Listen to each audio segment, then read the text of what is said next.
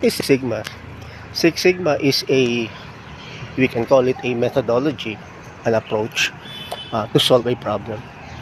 So it has 5 phases, at least 5 phases. First, you define the problem. What is your problem?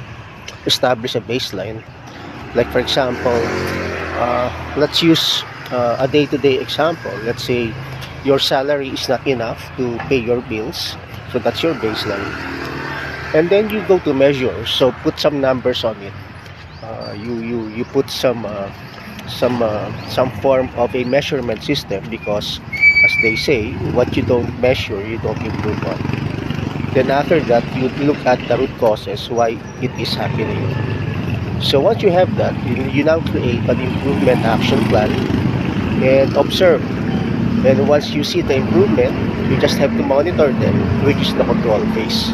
So that's Six Sigma in simple terms. So I have some videos on it. In fact, a yellow belt workshop, and you might want to visit it. Happy Friday, happy Valentine's, everyone.